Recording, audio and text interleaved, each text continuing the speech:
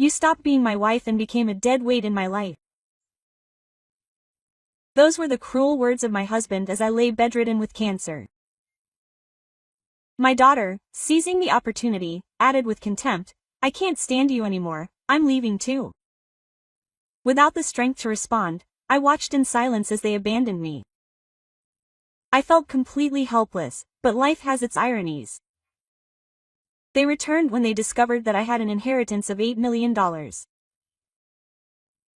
However, what awaited them at home was a surprise that left them completely shocked. Welcome to the Deserved Revenge channel.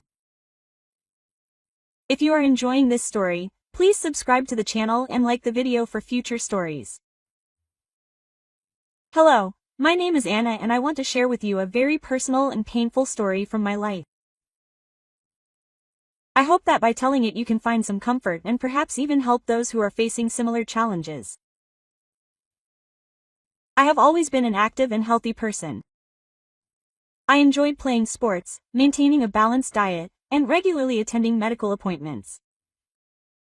My job as an engineer allowed me to live a stable and comfortable life for myself and my family. I have a husband, Tomas, and a teenage daughter, Camilla. I thought our life was on track, but everything changed when I received an unexpected and devastating diagnosis. I was diagnosed with advanced Hodgkin's lymphoma. It was PCOS, as I had always led an active and healthy life with a balanced diet and regular medical checkups. The oncologist explained that the cause of the cancer was uncertain. Despite the low chances of survival with rigorous treatment, I was determined to fight for my life. After receiving the diagnosis, I sat down with my husband Tomas and our teenage daughter Camilla, to tell them the news. They were devastated, but I assured them that I would do everything I could to fight the disease. However, I was worried about the impact it would have on our family. The doctor warned me that chemotherapy would be debilitating and that many marriages do not survive these treatments. That night I expressed my concerns to Tomas, who promised to stay by my side and support me. We were financially stable thanks to my good insurance, substantial savings, and a fund left to me by my grandfather. Our house was paid off, and I had set aside money for Camilla's college education. A week later, I began chemotherapy. It was extremely exhausting. I returned home feeling exhausted and barely able to perform basic tasks. My husband and daughter helped with meals, housework, and driving me to chemotherapy appointments. This continued for 2 grueling months, but I began to pick up on signs of impatience in Tomas and Camilla. There was a growing reluctance whenever I asked for help, until my daughter stopped responding to simple requests like a glass of water. Things came to a head when I had an appointment and Tomas wouldn't come down from the room. I called to check on him, and he wearily suggested that I call an Uber. Surprised, I did as he suggested and called the hospital, letting them know I would go alone. The Uber driver was kind and got me safely home. When I returned home, the situation was tense. After a few hours of rest, I mustered the courage to confront my husband and daughter about their behavior. I asked them if they felt like I had become a burden. Thomas sighed and admitted that they were overwhelmed. My daughter confessed that she hadn't expected me to be so dependent on them. I decided it was time to look for solutions. We suggested hiring a nurse to help a few times a week with daily tasks and to drive me to chemotherapy sessions, especially on days when I would be too weak to walk or even talk. Anticipating those times, I requested a wheelchair. To my relief, they agreed to this proposal. I contacted the hospital for recommendations and was directed to a nurse who was both sweet and firm. She made sure I never missed a chemotherapy appointment, that I received my medications on time, and developed a comprehensive care plan, including healthy meals. Everything seemed to be improving and the doctors were pleased with my progress. However, despite my efforts to ease the burden on my family, my husband and daughter were still not happy. My husband, in particular, began to feel that the nurse was taking his place. I suggested that if he was willing to take on all the responsibilities, we could do without the nurse. I explained that the only reason we had a nurse was because I had become too much for my husband to handle alone. Reluctantly, he agreed to this idea. He asked if we could find a nurse, but I explained that there was none on the hospital's recommended list. The nurse we had chosen had experience with cancer patients and understood my specific needs. He was thorough, caring, and respectful of both me and my family. I made it clear that the only way we could do without the nurse was if my husband and daughter were willing to take on all of his responsibilities. My husband was not happy with this proposal and argued, "Anna, you need to do more for yourself instead of making your condition a problem for all of us." I felt a surge of frustration and sadness and calmly replied, "Tomas, you don't understand. There are days when I can barely lift my head, let alone stand up. Chemotherapy exhausts me in ways you can't imagine." He crossed his arms and looked at me impatiently. "There is always a solution, Anna. You can't just give up and expect everyone to do everything for you." I raised my voice in desperation for him to understand. "I'm not giving up. I'm fighting with all my might, but I need help. I can't do it alone." But instead of relenting, he grew even more irritated. "This is ridiculous. You're overreacting," he said before turning his back on me and walking up the stairs, slamming the doors shut angrily. I stood there, feeling tears streaming down my face as the sound of the doors slamming through the house. I decided to ignore his tantrum, realizing that his negativity would only hinder my recovery. My primary focus remained my health and well-being. Later that evening, I received a call from my mother-in-law, who lived in another state. She expressed her displeasure that I had brought another man into her son's home. The house was technically in my name, as I had purchased it before marriage, but I decided to take the high road. I politely explained that I needed help and that the level of assistance required that day was beyond what her son was willing to provide, so I had to bring in a nurse to ease the burden on my family. I emphasized that the nurse's presence would be temporary only during my last month of chemotherapy, in case the cancer persisted or worsened. She didn't seem entirely convinced, but she eventually left me alone, which was all I wanted. About a week after that conversation, things seemed relatively normal. My treatment was still progressing well. However, one fateful day, upon returning from a chemotherapy session, I found a moving truck parked in front of my house. My husband and daughter had packed up all their belongings and informed me that they were moving into their mother's home. I felt deeply hurt and upset, but exhaustion prevented me from expressing my feelings adequately. The moment my husband decided to leave, right after my chemotherapy sessions, when he knew I would be completely exhausted and unable to communicate effectively, felt cruel. Seeking some clarity, I turned to my daughter and asked in a shaky voice, "Camilla, is this what you really want? You are old enough to make your own decisions now." She looked at the floor, hesitating for a moment before answering. When she finally raised her head, her words hit me hard. "Mom, I prefer to live with Dad. I find it hard to live with you too." I felt a lump forming in my throat as I tried to process what she had said. "It's hard, Camilla. I thought we were fine, that we were facing this together." She shook her head, her eyes filling with tears. "I know, Mom, but it's hard. I can't deal with all this, with your illness, with the tension at home." It was a heartbreaking moment to watch them go. Tears welled up in my eyes as I watched my daughter, my little girl, walk away. "I love you, Camilla," I managed to whisper, but she was already gone without a backward glance. It was exactly what I feared when I first began my chemotherapy journey, feeling unwanted and abandoned. In the midst of this emotional turmoil, my brother stepped in with a solution. He noticed that the nurse was spending extra time with me that day and asked if I had any close relatives who could support me. My brother lived 3 hours away and had 2 young children, but he generously offered to take some time off work and stay with me until we could find a more permanent solution. When he arrived, he was furious with my husband's attitude, referring to him as selfish and ungrateful.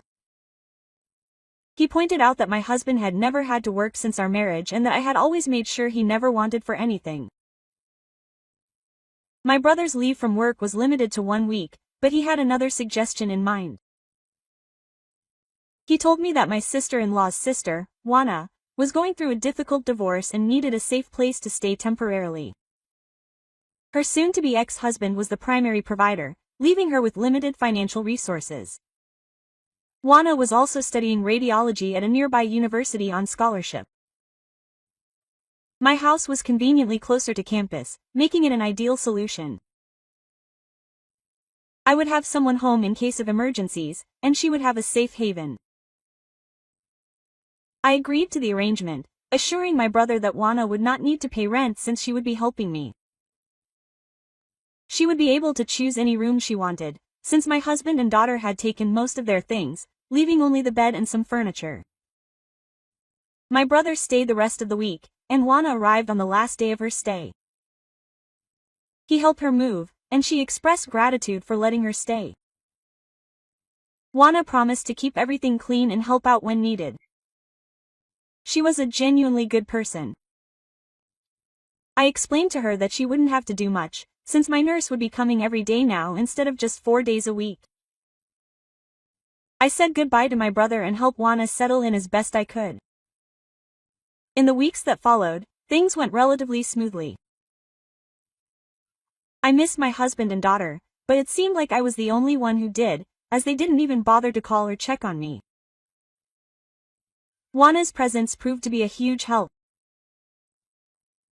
She did the shopping, most of the cleaning, and even helped prepare meals. Throughout all this time, she never complained once.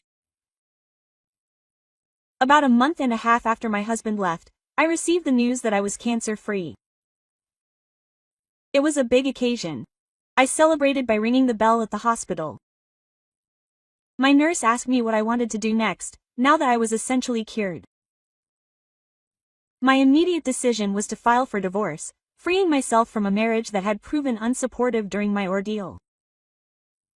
With the divorce process underway, my focus shifted to the next crucial stage, recovery. It was a slow journey, but I began to regain my strength. My hair grew back, my scars began to heal, and I was gaining weight. I maintained my healthy eating regimen most of the time, but allowed myself a few days to enjoy favorite foods that I had missed. During my illness, it has been 6 months since I was declared cancer-free, and I feel like I am finally ready to move on with my life. I called my old job and they are willing to reinstate me to work remotely if I decide to return. I think I will accept the offer, as I am planning to move. Although I have an annex to my house, there are too many painful memories here. I long for a new beginning in a smaller place. My husband doesn't know yet, but I am planning to gift the house to Juana. She came to my aid when I was at my lowest point, showing immense kindness, despite being practically a stranger. Juana is free to sell it if she wishes, as I do not want my husband or daughter to be able to claim it. My new home is in a quiet neighborhood in the countryside, and I am looking forward to this new beginning. It has been over a year since my initial diagnosis, and I am well established in my new place and neighborhood. There are many friendly people around here, and I have made friends with my neighbors, including Vicente, who lives across the street. He is a widower who lives alone, with his children scattered across the country, who visit him only at Christmas and his birthday. Vicente invited me onto his porch for a drink and a chat and shared the heartwarming story of losing his wife to lung cancer. He emphasized the importance of life insurance for his family's financial security. During our conversation, I opened up about what happened with my husband and daughter. Surprisingly, I had not heard a word from them yet, but I have begun to accept it. I have been dedicating my time to pursuing new hobbies, particularly woodworking, and I am starting to build a collection of tools. One day when I returned from the hardware store, Vicente informed me that he had ridden down some people near my house.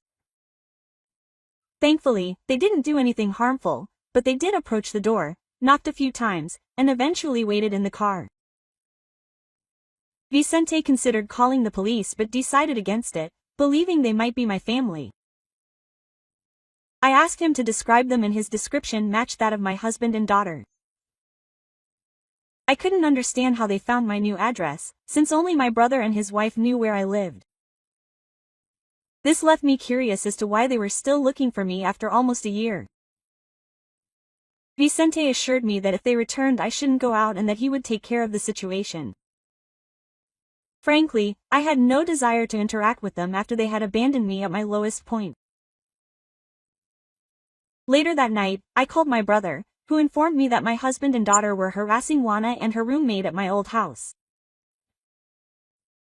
Thankfully, Juana had documented proof that the house was now in her name and explained that she had bought it for me, a smart move on her part.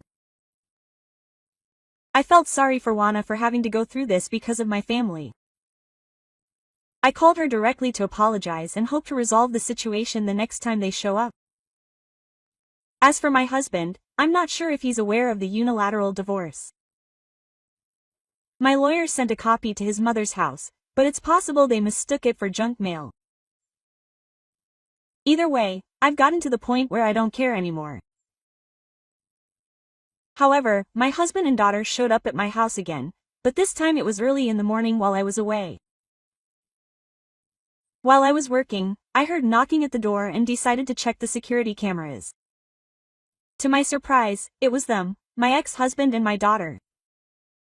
My ex-husband looked the same, but Camilla had grown quite a bit, practically a young woman.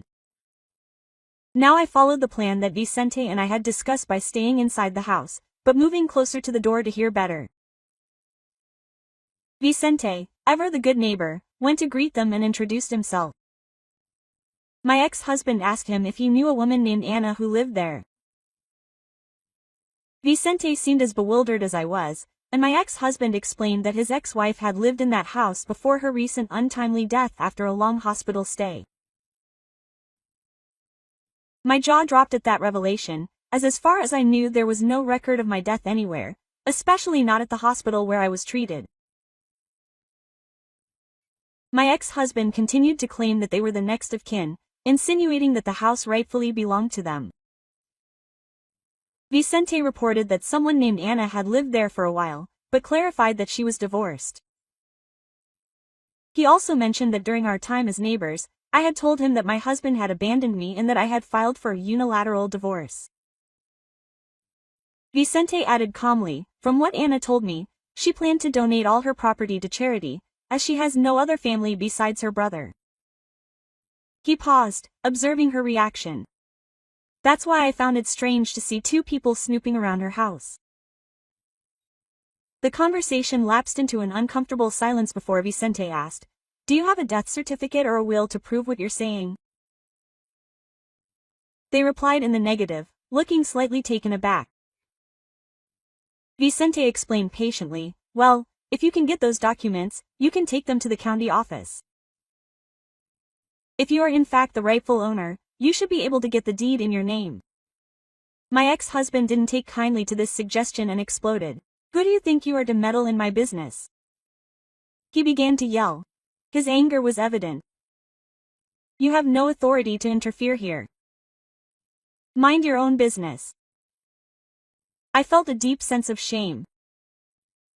The people in this neighborhood had been nothing but kind to me, and here was my ex-husband making a scene and disturbing the peace. Vicente, keeping his cool, simply replied, "I'm just trying to help keep order around here. Let's resolve this the right way." Quote. But my ex-husband kept yelling, accusing Vicente of meddling. It was an embarrassing situation, and I was impressed with Vicente's patience and composure in the face of chaos. Part of me wanted to go out and teach him a lesson, but I chose to stick with our plan. Vicente, bless his heart, apologized to them and explained that he was only trying to help. He returned home, and shortly after, my ex-husband and daughter left. After finishing work, I went to Vicente's house to apologize. He brushed it off, mentioning that while he found my husband's behavior repulsive, he also found the outburst somewhat amusing.